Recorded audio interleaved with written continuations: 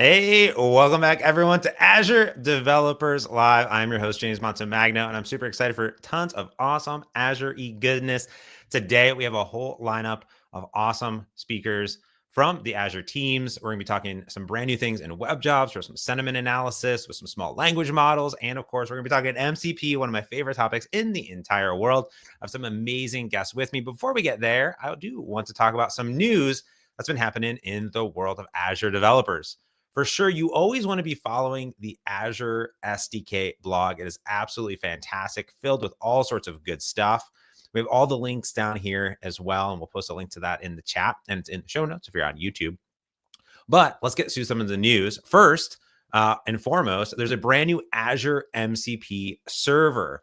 This is really awesome. So if you are developing and using Azure, you can now integrate the Azure MCP server into any tool that you're using, including VS Code, for example, and soon Visual Studio as well, and any other tool that you might be using. So this is really great. It's a public preview, and it supports all sorts of different Azure services, from Cosmos and storage and monitor, configuration, resource groups, a whole bunch of stuff.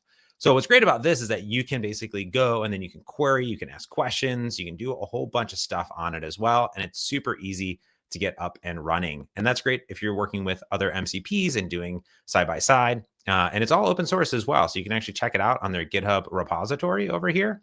So you can tap on that. And you can see all the current feature requests and pull requests all coming in.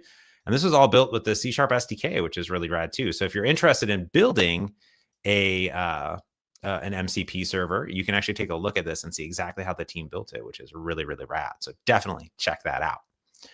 Beyond that, over on the Apps on Azure blog, a whole bunch of good stuff. Our good friend Frank did not only a great YouTube video on the .NET channel, but also did a whole blog post about using Azure table storage with .NET Aspire and .NET APIs.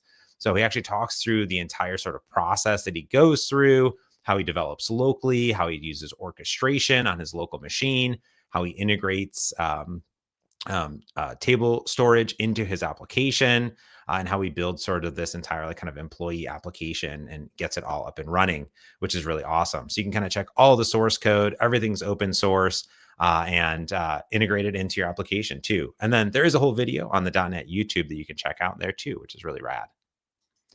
Beyond that, a few other announcements. So over in Azure Container Apps world, there's a public preview of larger container sizes for Azure Container instances. So if you're working with those, you can get even larger container size. So Tyson breaks that all down as well, which is really cool. And talks about not only like that it's out, but also why would you want to maybe use larger container instances in ACI? So performance, scalability, and a lot more. Beyond that, we're getting into some great MCP news. There is all sorts of MCP news from the team, not only MCP servers, but also enabling you to actually host your MCP servers as well. So you can obviously build them in multiple ways, and you can host them.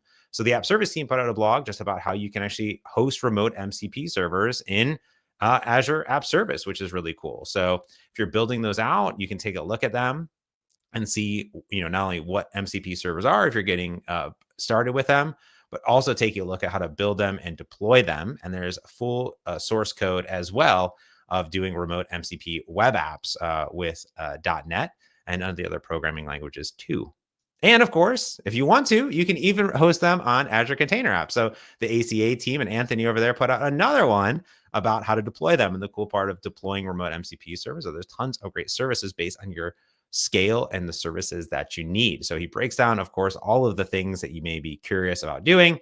And of course, there is an entire sample application that you can grab as well based on what you need to do and what you're looking to build. Now, beyond that, you can also build them with Azure Functions. So all the Azure for all of your MCP, basically, that's out there. And we're going to be talking about that a little bit today. And Matthew did a great blog post breaking down actually building it with Azure Functions. There's also quick starts as well. But it's a little bit different. Like in this case, and they'll talk about it later on, is that the Azure Function app has a little bit special stuff, if you would say, with these MCP tool triggers. So I don't want to spoil Paul and Matt coming on later to talk about it, but I do want to kind of break it down a little bit so you can kind of see that there's different C# and TypeScript and Python SDKs for building MCP servers with it compared to hosting your MCP servers with the other ones as well. Beyond that, some more function news and some great articles as well. So one about just kind of looking at and analyzing your Azure Functions apps and making sure they're up to date. So identifying them. There's some really great scripts you can run in the Azure CLI. So if you have a bunch of functions like I do, there's some great ways of kind of understanding like versions, end of life, and a lot more. So a great one to take a look at and that you can put into your workflow. And then finally, don't forget, there's going to be all sorts of goodies at Microsoft Build. I'm going to be there. I'm going to be in the Vibe Coding booth. I'm going to be doing sessions. I'm going to be doing a session on MCP servers as well, and doing a whole bunch of awesome labs. And there's an entire Azure Functions lab on building MCP servers as well. So there's all sorts of goodies at Microsoft Build. Head to build.microsoft.com. Just literally tap on sessions and catalog right here. This is going to pull up everything that you could want. And if you want MCPs, you just type in MCP, boom, you got 21 sessions of MCP, all sorts of goodies going on there. So lots of good things happening at Build. So you do not want to miss out, and the teams are going to be there. It's going to be fantastic. It's only 2 weeks away, 2.5 weeks away. It's crazy to think about at this point. Anyways, that's the news, and I'll drop a link here in the chat as I bring up my first guest, some recurring guest, Byron, and a brand new guest, Tulika. How's it going? Great. Thanks for having us, James.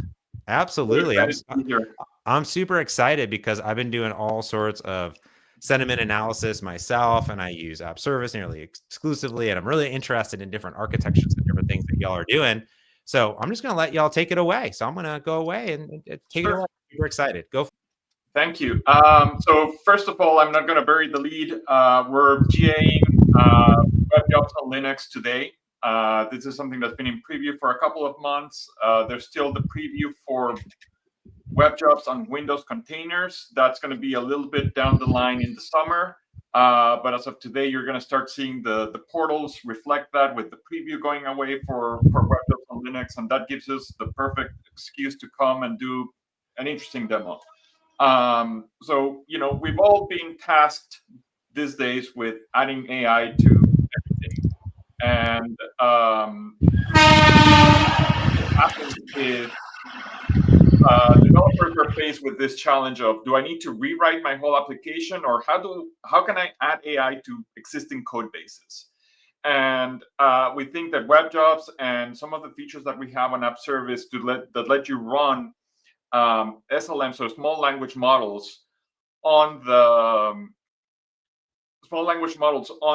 your existing infrastructure that you have for App Service, lets you modernize and add AI to your application in a way that is very cheap, very convenient, and lets you grow later. So with that, Tulika, I think you have a couple demos for us, and I'm tired of seeing AI demos where all we do is chat with an AI. So hopefully we have something different today. Yes, we have a slightly different kind of a demo today. And before I go into the demo, I just wanted to show a quick architecture diagram of what we have. So I've created a retail application. It's called DevShop. I'm sure you've seen it if you've been to Build or looked at any of our recordings. So we already have that application. Now, it's a front-end application in the sense that it shows a bunch of products, and we've added a functionality where users can add product reviews. And we wanted to create a web job and use some AI functionality to do sentiment analysis for the reviews which are added, and also do summarizations of the review. So the way we have implemented is that we have created two components for our application. One is a web job.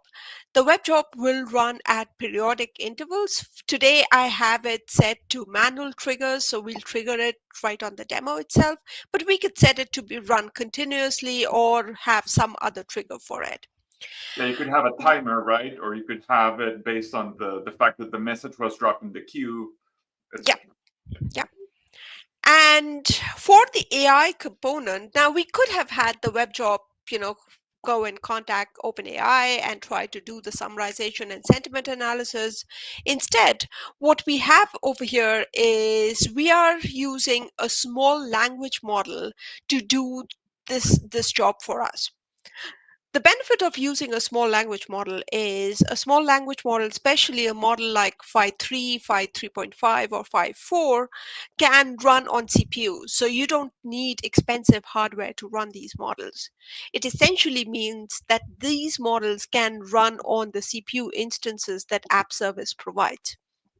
They can run as sidecars to your main application, and you can just plug and play these different models to your application, and you can get responses from them. The other advantage is that since this is on the VM itself, any kind of data that you provide to the model is not going outside your VM. So your app is all contained within the data itself. Right. And you can see how this is kind of like sensitive data, right? Because it's telling me some of the patterns of what my customers are doing. I don't necessarily want to share that with a third party. So being able to keep it all in-house is very convenient. And the other thing is, these days there's as many language models as there are flavors and colors in the world. But it doesn't mean that you always need to use like the biggest thing to do a small job, right? And I think that this is one of the scenarios where the small language models shine, because it's very cheap, it's very easy to run, it has very little overhead, and you get great results. Like, I wouldn't try to do byte coding with an SLM, but I definitely, for summarization, sentiment analysis, smaller tasks, this is a great way to get started. So here in the application, the user adds a review, and what we are doing is we are storing the review in the database, as well as adding a message into a storage queue. The web job, we will trigger it, but it could run continuously, picks up the message from the storage queue, and passes in a prompt to our SLM, which is running as a sidecar, retrieves a summary and sentiment, and updates the SQL database. So that's the application. It's much more simpler than the diagram looks like. So why don't we say it in action? I want to see if this thing works. So I'm going to show, this is my web application. This is the dev shop that I was talking about. It's just very simple, has some products to it. You can go to an individual product and you can see that there is an option for add review. Now, if I click on add review, you can select a rating for the review. So in this case, we have some review which has already been generated. This is the AI generated reviews, which is saying, okay, they like the color of the dress, but has concerns about the fit. Let's go ahead and say, okay, I don't like it so much.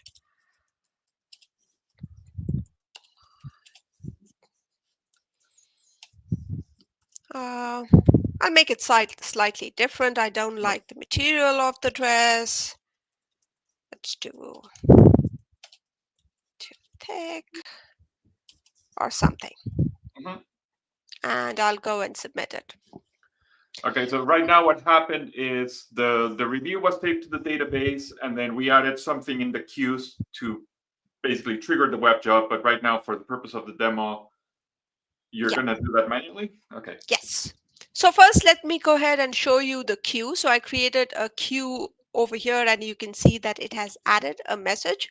I'm adding two things. I'm adding the ID of the product for which I'm adding the review, and I'm also have a review ID. I just want to be sure that I'm taking the latest review. That's the reason I'm adding the review ID. Now, let's go to our web application. Now, the first thing is the web job. So let's go to our web jobs panel. And you can see that I've added a web job over here.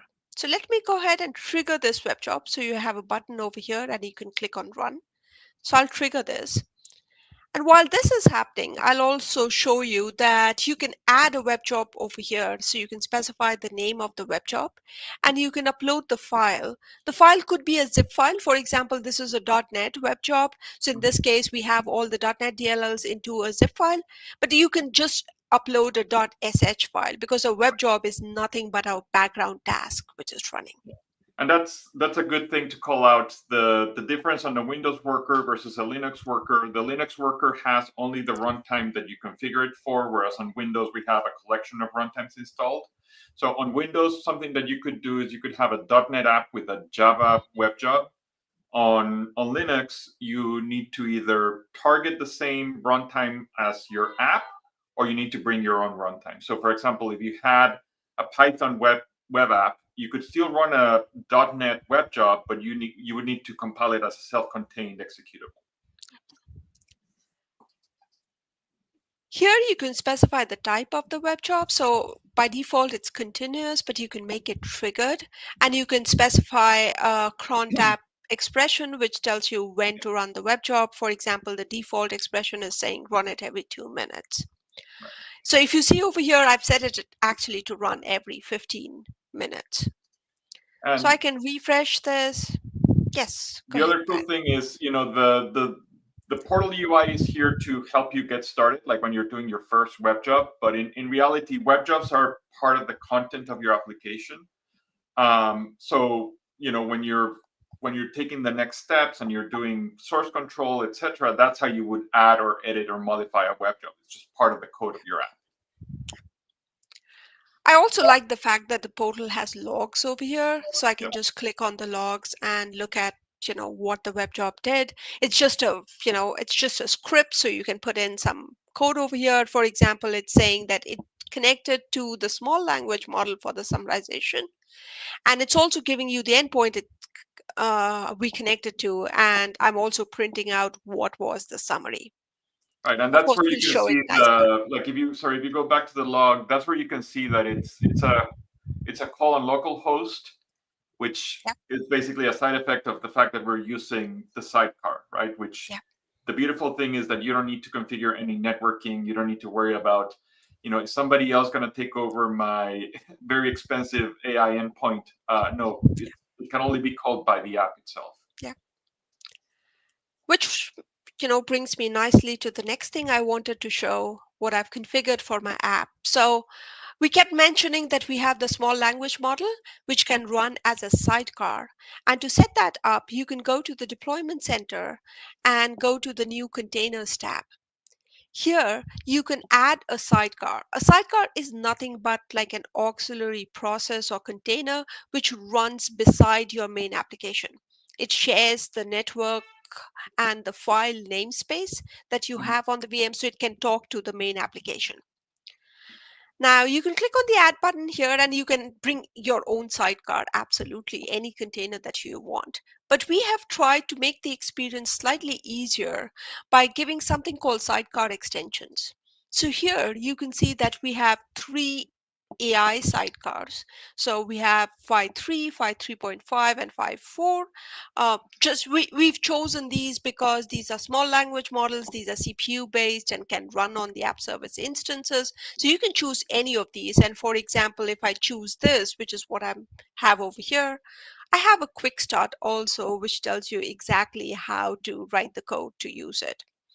And the basic point is that you should have to write minimal amount of code in your main application. And I'll just show you how you do that. And this applies whether you're deploying code or containers, right? It's not. Yeah. Okay. Yeah. So it applies for both code and container apps. And over here, if you see in the portal, you can see that we also have a status over here. So you can click on the status and you can get some logs about your sidecar. In this case, I'm using the 5.3 and it is very verbose, but you can get some logs for your sidecar containers. Yeah, so for the cases where your sidecar is not starting, you're not left scratching your head. You can actually go see what's going on. So now let's just go ahead to my application. And so this was the earlier review. Let's go ahead and refresh the page. And you can see that it took the last review that I added, it changed the number from 7 to 8. It added the last one because, and I'll show you in the code, I added a slightly higher weight to the last review. So therefore it's saying that, okay, it's too thick, but the earlier reviews, it managed to do summarization of that. And it's saying that there are some people who like the color and described it as pretty. Wow, so this is really cool. So this is basically doing the same thing that I see on, most big e-commerce sites where, you have a ton of reviews. You don't want to read all of them. but it gives you like a very brief summary of what people are saying. And we're doing it for what? Like I'm not paying for anything except for my app service plan at this point, right? Yes, exactly. So the web job and the SLM are both running in the same app service plan. In fact, on the same instance, you're not paying anything extra. You're not even creating any extra resources. Nice. So then the catch is, do I have to write a bunch of complicated code to make this work? Yep. And that's where we go to. So this is my DevShop application. This is the front-end application that I was talking about. I have a controller for reviews, writing the review. This is my review controller. And everything this is the submit method, and you can see that I add the product review over here in the database. This is something you would do normally. The only extra bit of code that I've really written over here is adding something to the storage queue. So basically, I'm taking the product ID and the review ID and just dropping in a message into the storage queue. So this is about, the 4 lines of code, the extra code I wrote to do the hooking. Oh, and this is very, like, there's nothing special about this, right? I'm just literally adding a message on a queue. Yeah. It's not even AI. It's nothing. Yep. So the AI work is actually happening in the web job. And in this, the first thing that you would see is, so again, I said that this is a console application, if you will. So you can see the main method because it's simply a console application, which is just running on the instance. The first thing I do is read a message from the queue because we are adding a review, adding a message to the queue. So the first method is reading from the queue. Once I read a message from the queue, I'm trying to get the latest review. And again, this is because the review has been added. I want to give it enough weight, and that's why I'm reading the latest review. So this is more like, for the purpose of the demo, we want to make sure that the review changes and we have a small number of reviews. Yeah. If you were doing this for real, then you would still look at the most recent reviews. Yeah. And that's the only part where you need to be a little bit aware at the content. Sorry, the what is it? The token window for your model, and then you can tweak accordingly. Yep. So over here you can see that I'm calling a method called get latest reviews for product, and I'm specifying a parameter which is like 2. So I'm just taking. So I need the older reviews to do the summarization. That's why I need to read from the database. Now I could have read all the reviews, but then that would have made my token window huge. So therefore, I'm just reading 2 of the last reviews and then putting it into a list. And that is what I am passing as a context to my SLM. Right. So then when I want the summarization to be done, it is the new review that you added and 2 previous reviews. And if you can see over here, the all reviews insert, I am inserting the latest review as the first. So just giving it, higher priority slightly, if you will. And again, if it's a real life application, you probably want to do something a little more sophisticated. You probably want to have some kind of weight on the reviews. You probably want to do something based on the rating, all of which I'm not doing. This is just, a very simple demo. Yeah, here's where your business logic that's specific to how you want to treat this would go. But the pattern is the same, right? Like you pick up the fact that there's a new review, you recalculate the summary, however you want to do it. You leverage the AI to do the hard work, and then you persist the summary, right? That's the general pattern. Yes. So this is the work where the AI stuff is happening. This is the real meat of the whole function. So here I have a method. Now the first thing I want to point out is I'm creating the SLM endpoint over here. It is running localhost. That's because the sidecar and the main application can talk to each other on localhost. They share the same network namespace. Right. So I'm specifying over here that it is listening on the port. That's the port I've specified for my SLM. I also want to mention that here I'm using the Azure OpenAI SDK. So you will recognize some of the methods that you typically use for Azure OpenAI SDK for .NET, the OpenAI client, the chat client, and so on. What it really means is that tomorrow, if you decide that this is not sufficient for your purposes and you really want to use a large language model, all you really need to do is change the endpoint. So then your endpoint would be an OpenAI endpoint, and the exact same code is going to work. I would say it like you can start with the SLM, and once you start seeing value in the work that you're doing, you can grow up to Azure OpenAI. At that point, you're spending money, right? But you don't want to be spending money until you've proven that there's value in the functionality that you're adding. So that's kind of like think of this as the on-ramp. And the beautiful thing is you're not throwing away code. You're literally just updating the endpoint of the AI that you end up calling. Yeah. So here I'm actually doing a chat prompt, which is slightly more involved. So what I'm saying is I'm going to pass you a list of reviews. I have mentioned that these reviews are separated by the square brackets just to make sure that the model recognizes it. And I'm also saying I want two outputs from you. One is the summary of all the reviews, and the second is the sentiment. And I've also specified the sentiment can be one of these three. Right. And finally, I call the chat completion API just like you normally would, except that this is not exactly chat, but it's still going to return the same kind of response, splitting the response based on summary and sentiment, and then returning it back, and that is now being persisted in the database. Also updating things like the review count, the average rating, and that's it. And that's all the AI hook that we needed for our web job. This is really cool. Is that all? Do we have anything else? So there is, as you had mentioned earlier, that we keep on having new models come out all the time. And just a couple of weeks ago, we had the BitNet model launched by Microsoft. It is a 1-bit LLM. And we already have a sample on how you can use the BitNet model on App Service. So what we did was we took the BitNet model, packaged it into a Docker file. It's available over here, and you can directly use it in your application. And I have a small bit of sample over here. It's a Python sample, so in case you want to try it out, it's very cool. It works much faster. It's very efficient. So if you want to try out this, I think it's a good model. Yeah, so today you can go and try it out as a sidecar, but this is again one of those things that we probably want to bring into be like the simple click experience, so you just get it out of the box. Yeah.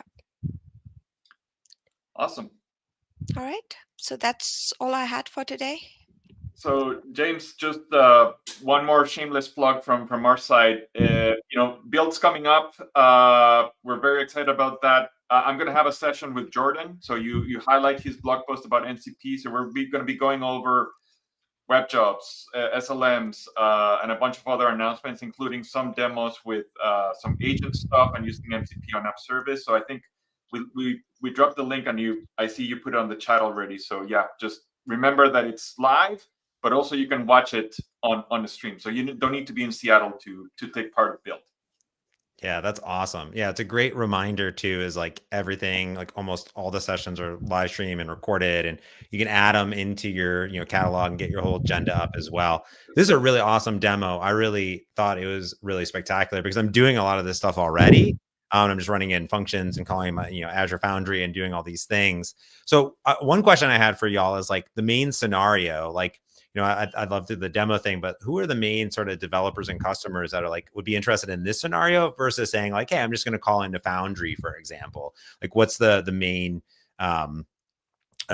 like, hey, this is my type of business and this is my type of data and this is what I'm looking for. Here's why I would go this route, for example. So I think this is great when you're like, this is, for example, your first AI project, right? You don't necessarily know what you're doing. You don't necessarily know if what you're going to do is going to be adding value to your app, right? That's the that's the biggest struggle, right? Like, am I going to go spend a bunch of money and see no conversions on my eShop, right? Like, that's the uncertainty that you're faced with. And then the other thing is the kind of like, do I need to rewrite my whole application, or can I modernize the code base that I already have?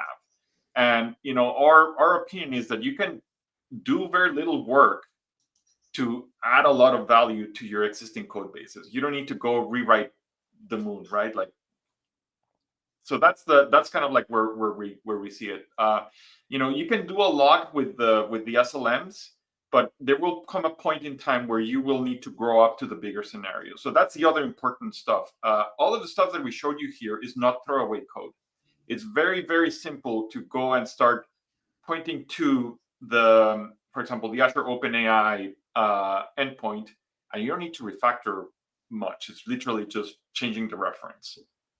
Yeah, that's super cool. And in fact, like, I know for me, when I was setting this up, actually in my just environment variables, all I have are like 3 different things, which is like key, right, my endpoint, and then the model I want to use. And I just deploy that in Foundry. So like literally this weekend I was exploring, and I was on GPT-4o Mini, and all the new 4.1 Nano and Mini models came out. I was like, oh, let me just try Nano. It's smaller, faster, and cheaper. Okay, let me just do that. And I didn't even have to redeploy. I literally just changed my environment variables, and like, boom, it just updated, right? Because like those helpers are just looking at those things, which is really cool to think about. Like, you have that URL in there, but boom, it's good to go. Yeah, you notice we're using the Azure AI SDK, right? Like that's kind of like the beauty of it, that it lets you play and change things. Yeah, it's beautiful. Well, thank y'all both for coming on. I really appreciate it. This is so cool to see, and we'll add links and everything, anything like that down below. And there's an URL list there, and we'll make sure that is up there as well. Byron, Tulika, thank you so much for coming on, showing off. I appreciate it. Thanks for having us. See you all. Cheers. All right, now we definitely got to talk about literally the next thing that I cannot stop talking about, because I've done videos on it. I've done blogs on it. The team is amazing. I'm using these things every single day, which is Model Context Protocol servers.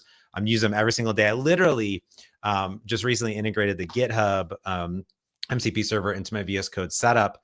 And I recently had an audit. So I asked Copilot and the different models to analyze my code base and look specifically for redundant code, performance improvement areas, and different like code, analysis to say, okay, my naming's correct or things incorrect. And then once it did the analysis, I just had to create the GitHub issues for me. And it just did it all. I didn't even have to leave my code environment, anything like that. It was so cool. And then I've been building MCP servers as well to help me get different data sources into my code flow, into other tools as well. And I'm super excited because there's so much activity in Azure going on here with all the different SDKs. So I'm going to bring on my 2 amazing and good friends, Paul and Matt. How's it going, buddy? Hey, man. It's good to see you. I'm doing amazing. You know what? As soon as I get brought on, the HVAC kicks on again. I adjusted everything, and I'm freezing now. But we're talking about MCP servers. Paul, let's build an MCP server. All right, let's do it. That adjusts the HVAC for me, so I can just type on the computer and say I'm too cold. As soon as I try that, the lawnmower is going to go next to my microphone, and then I'm going to need 2 MCP servers. Yep. So, Paul, let's start out. What is an MCP server? I can do my best to try to explain it. But yeah, why don't you do it? We'll tag team on this. Yeah, for sure. So like James was saying before, like you can just, he was putting into VS Code's Copilot, right? Yep. So before, and he's able to type some instructions in and then have this tool hooked up to a client that gives the LLM the ability to add more functionality to whatever he was doing, right? So it's able to, like, you have a chat application and you're able to now give that chat application extra functionality over and above than what it was originally designed for, right? Yeah, so I think that's a great description. It's kind of like the model is really good about chatting about the domain it knows. Like, let's say it was compiled on the internet, 3 months ago, it knows those things. Yep. Or if it's an SLM, like we saw in the last half hour, it knows a very specialty set of things. But this is a way that you can bring in basically extra computational functionality or extra data that's yours, you know, and we've always been able to do this as developers. Like we build APIs, right? Or we build tools, we build these things that are callable, and they can go do a custom task and kind of contribute it back to the main service. And we're doing the same thing here, just MCP is a bit more special because it, like LLMs in this new kind of agentic wave, you know, a lot of things are about strings. Like you can type a string in and it kind of responds with a string, and strings can be merged and really kind of generative and nice. And now the MCP tool can say, hey, like if you're asking about the domain of code snippets, now I'm adding a skill. It's kind of like Neo learns jujitsu. It's like, oh, I know how to do that now, right? And so you can advertise all these different tools or skills that could do these extra capabilities. And the LLMs are really smart, and they say like, oh, I could solve that better using a tool. And then they kind of prompt, hey, do you want to use this tool to execute? I'm going to show all that. Yeah, cool. And here's what I really love about it is that it's all at runtime.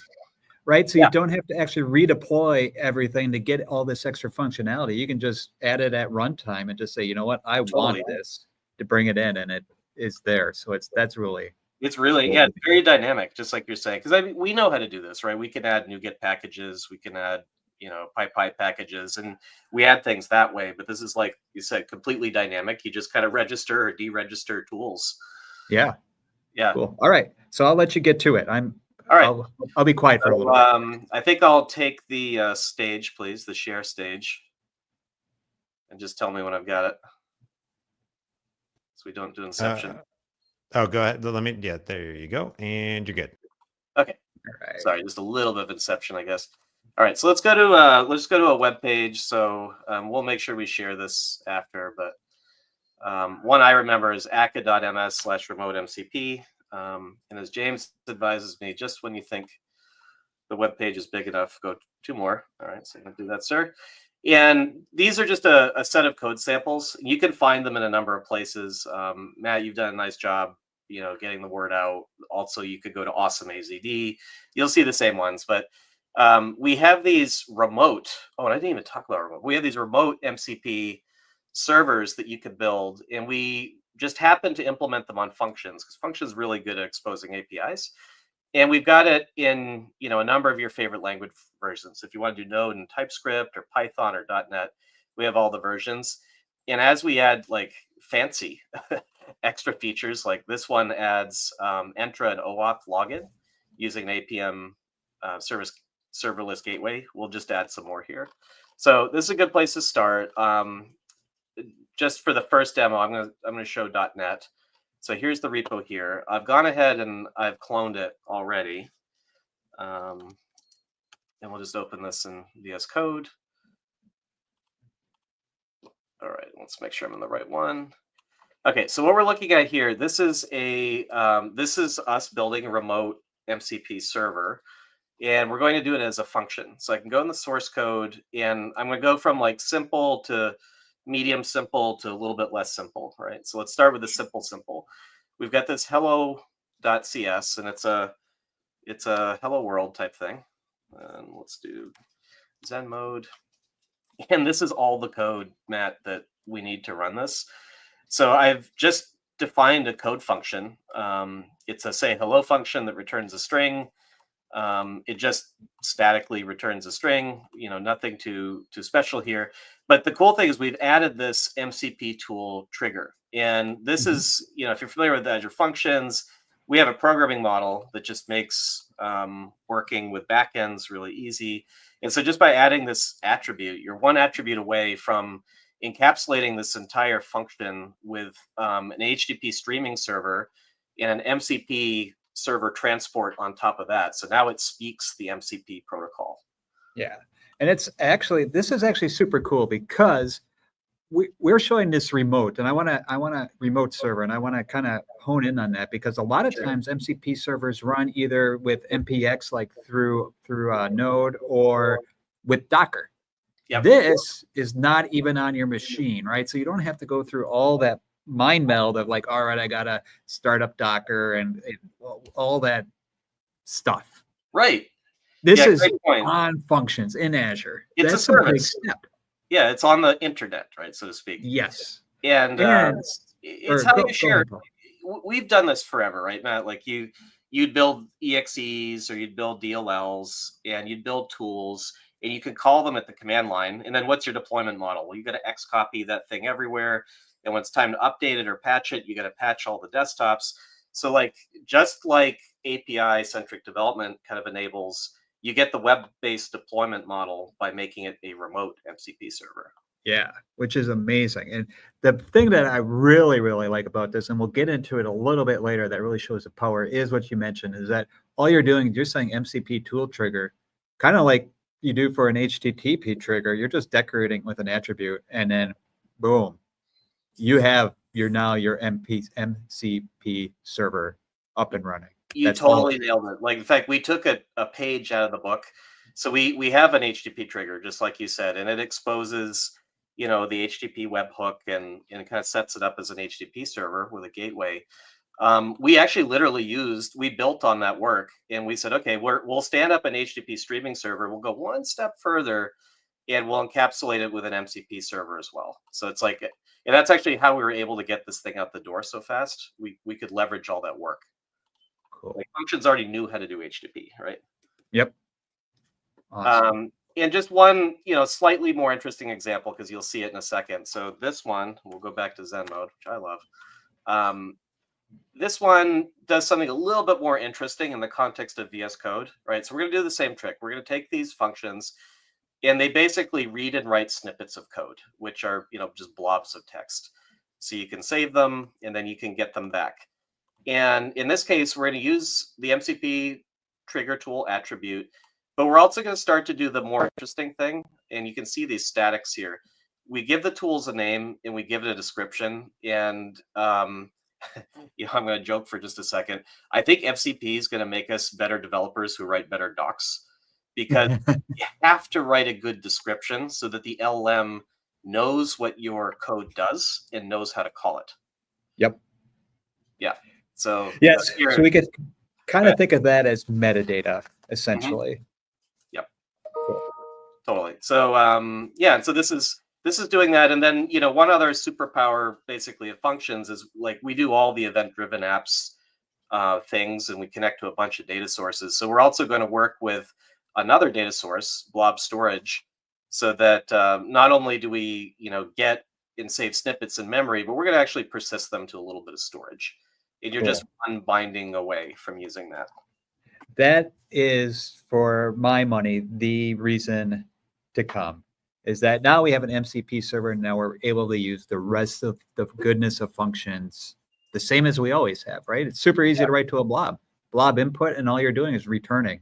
Whatever you return is being written to that blob. Right. And you can use your imagination, right? Because like any library you can pull in, like think pandas, think all these things, like they're all just code you can use. You slap the attribute on it, and now it's an MCP server. Yep. Super simple. So just to go a step further, Matt, let's go ahead and run this thing. You could say func start, or you could say F5. I'm kind of a little OG, Visual Studio person, so I love the F5. Let's go do that. I just hit the play button. I'm all UI. The play button. I like it. Yeah. Old habits die. I just love the keyboard. Yep. So let's see. We're just deciding to restore a whole bunch of stuff right at this moment, of course, because I'm on screen. All right, now we're starting the host. We built the app, built the server. The gerbils are spinning. Yep. So yeah, we are running locally right now. We're running locally, and one thing to keep in mind, when we run locally with Functions, you're running the honest to goodness Functions runtime. This isn't an emulator. This is the real thing. So you get a bit of confidence that what you do locally is going to work in the cloud. There's just slightly different environment variables. Yep. And what we're seeing here, so we stood up this endpoint. This is kind of funky. This is like a nerd swipe, I guess. We're going to use our runtime webhooks mechanism of the runtime. And then there's a route /MCP/SSE. And SSE is, I hope I don't get this wrong, server sent events. It's just, it's not quite SignalR, but it's not polling. It's kind of somewhere in between, where that when you keep an HTTP connection over, you're expecting events to go back and forth. So we're using that mechanism. And then we've just, every function now is an MCP tool. And all the tools collected together are an MCP server. So those are kind of the main concepts. So like the server is the group, the tool is the individual thing, and it maps one-to-one between a function app and the individual functions in a function app. Cool. All right. And now let's give this thing a try, right? Lots of talking, not enough doing. You can speed me up, man. So let's just say, say hello using MCP tool. By the way, I'm in, Copilot, and I'm in agent mode, which I absolutely love. I'm sure, hopefully folks have been watching this and seen lots of agent mode. Right. And so, safety first, it's going to ask you, hey, yeah, I detect that based on your description of your prompt, I need to run a tool. I still have to consent. So I'm going to consent, right? Because we're running code. Yeah. It's a way to not just have somebody start mining Bitcoin on your machine. Yeah, and here we go. And so we got the expected result, right? And now we could do, I don't know, let's do something a little different. So one of the ways we store MCP configuration is through a JSON file. So I have this mcp.json. And let's just say, hey, I want to remember how to do this. So let's save this selection as a snippet. So we could say, save this as MCP JSON snippet. So VS Code actually needs this stuff, what you have highlighted, to actually find the MCP server. So this is kind of like the runtime stuff we were talking before, to add it to VS Code so it can actually say, all right, now I know where the MCP servers live, whether it's local or in the cloud, in order to call them. So you're absolutely right. And thanks for explaining. I did definitely miss a step. So this is the registration. And if you go to the command palette and in the newer versions of VS Code, when you do a list servers for MCP, this enumeration is just being driven by this file. Yeah. So this is just the persistence of what you could have done through the tool window. But we include this JSON file in the project, so it's kind of ready to go. You didn't have to do those extra steps. Cool. Yeah. All right, so let's save the snippet. And this is a little bit of the snake eating its tail, right? Because we're using VS Code to drive the context of what's selected. And we're using the MCP server that we're running locally. And it says, yeah, I've saved the snippet, and it actually saves it off to storage. And then, we could go into a new file, new.json, and let's just say add snippet MCP JSON. If all goes well, I didn't forget something.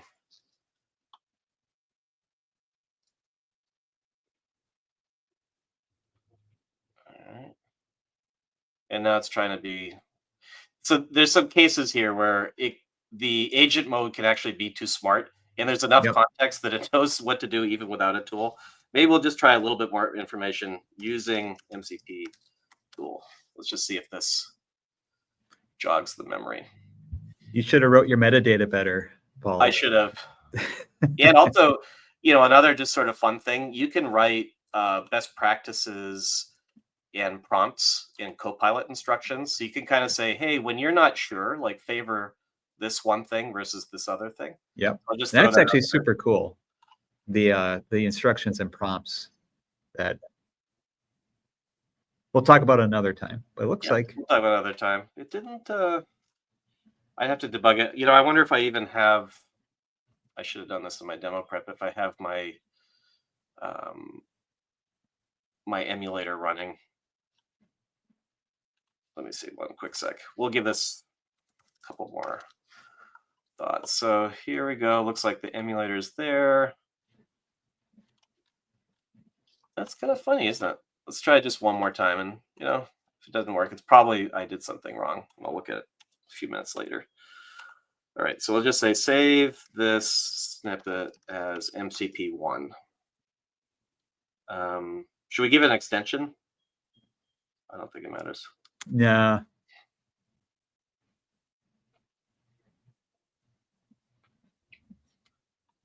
All right. All right.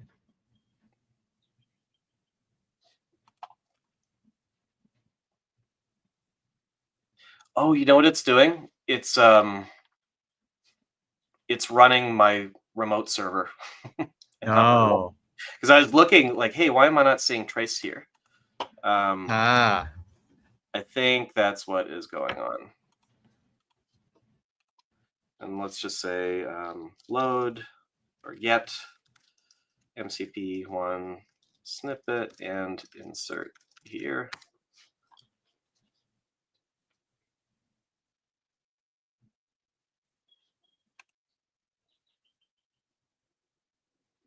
Do the good luck dance, Matt.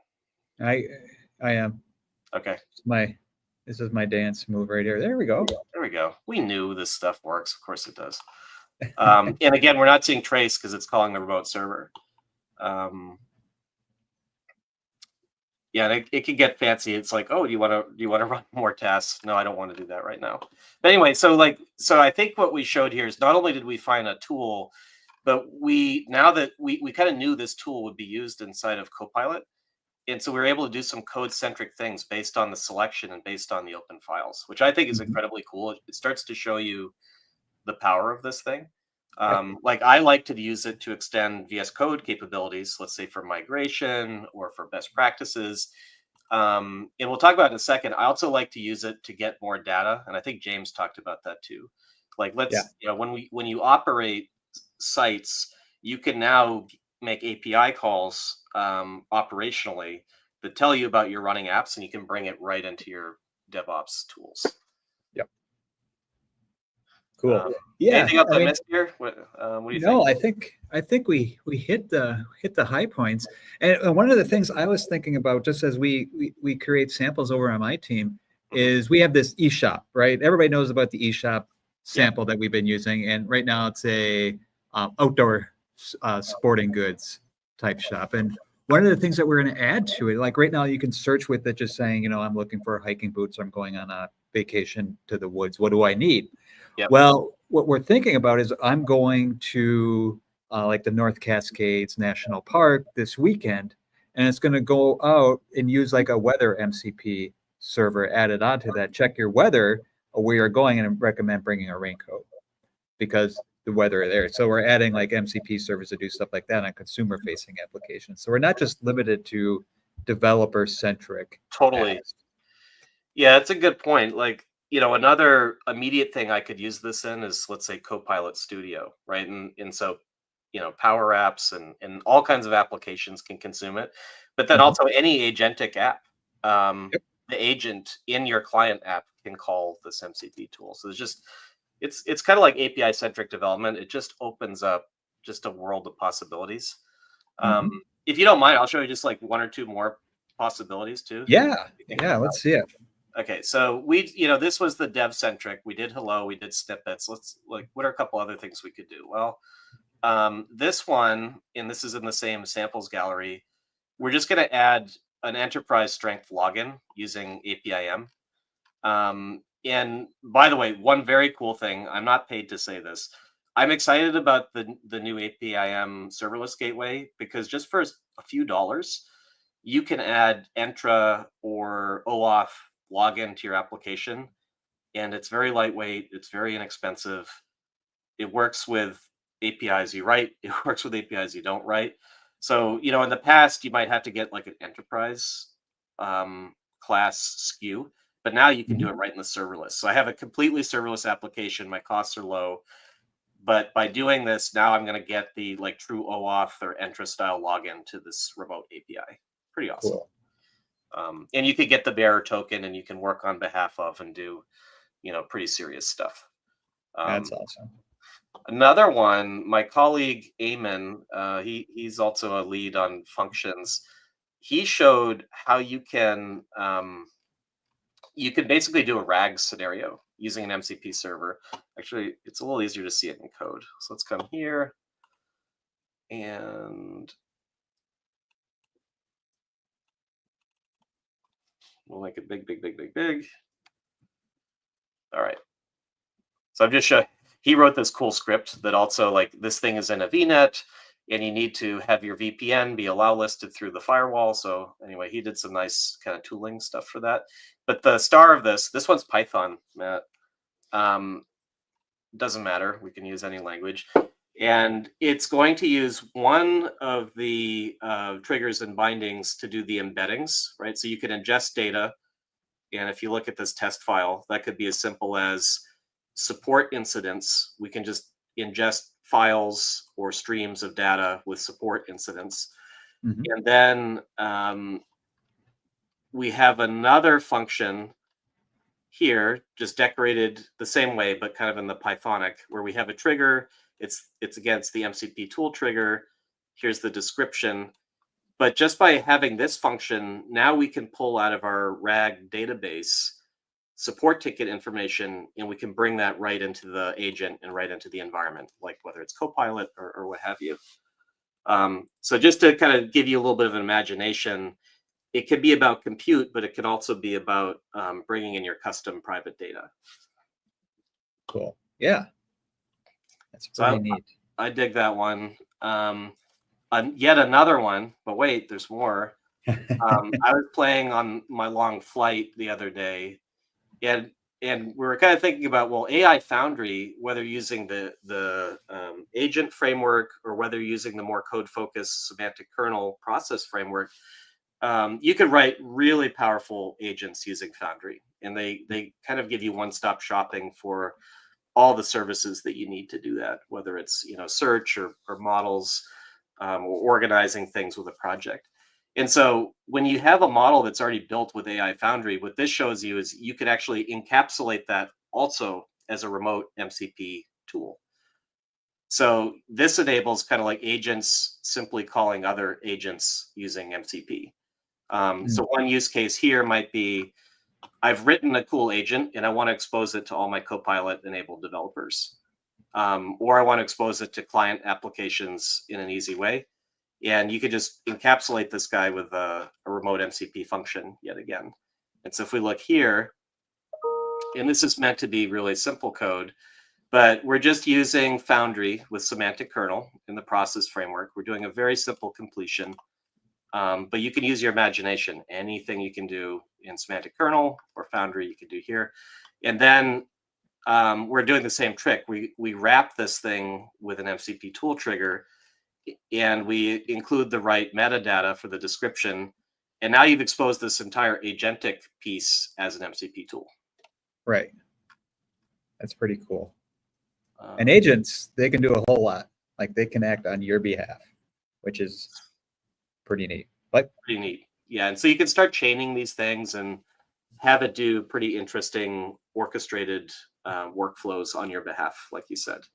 Like, hey, when I come in on a Monday, it's, I want you to look at all my dashboards and see how my numbers are doing. And I want to see if customers are happy. Let's look if there's, any issues today. It could really just, you can imagine one that just kind of gets you ready for the day.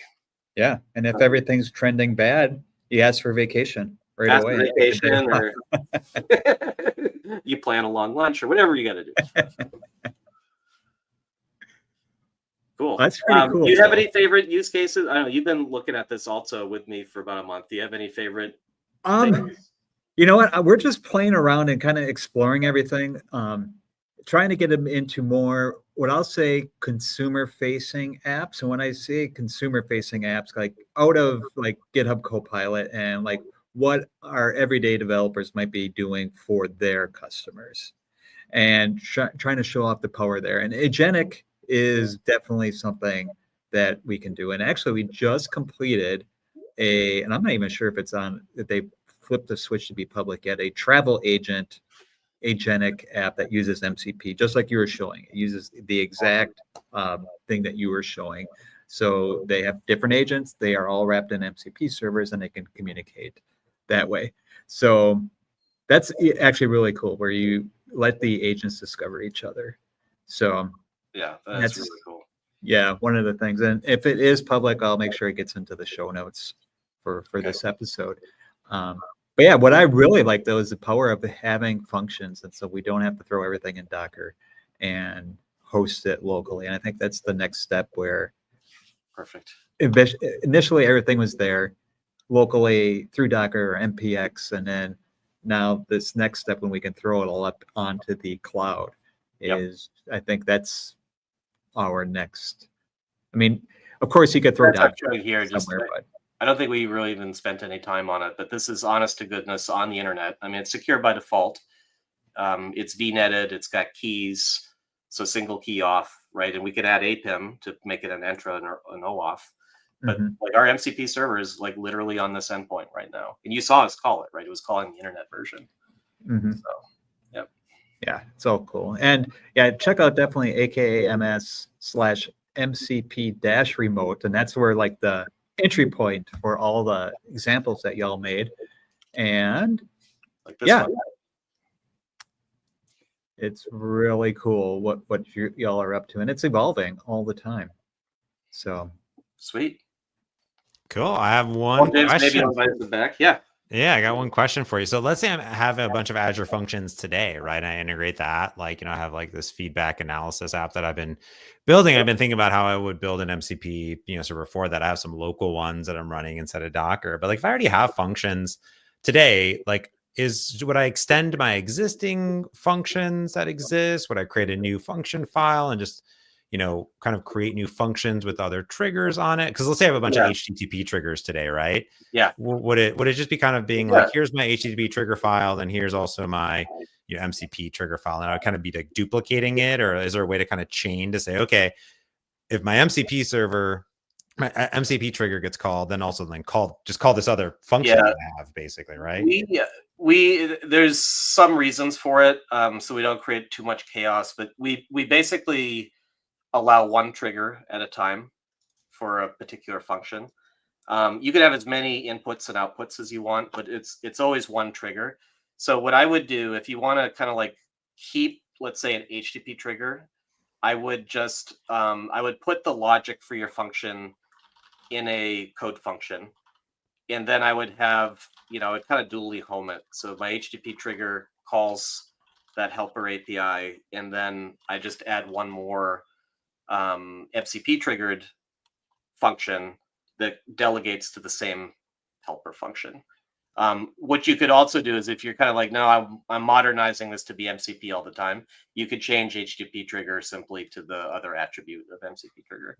So a couple options there. I think the best practice though would be, you know, just tiny bit of refactoring. Just have a code function, treat that as your backend helper, and then have two kind of entry points, one that's, you know, MCP and one that's the other trigger. Awesome. That sounds good. And we have a super fan, Cecil, coming in, dropping it in. Big fan of the functions. Good to see you, buddy. Oh my goodness. Always love seeing him pop up on my LinkedIn feed. Well, Matt and Paul, thank you so much for coming on, talking about this stuff. That's exciting because I did see some of the samples, but I've been diving in a little bit deeper. It's good to see it in action, how easy it is to actually test as well. So awesome. Thank y'all. Appreciate it. Hey, thanks for having us. All right. Talk to y'all later. Cheers. Bye. All right, that's going to do it for this one, folks. This is your Azure Developers Live. Make sure you subscribe to the Azure Developers YouTube or Twitch, wherever you're watching this right now.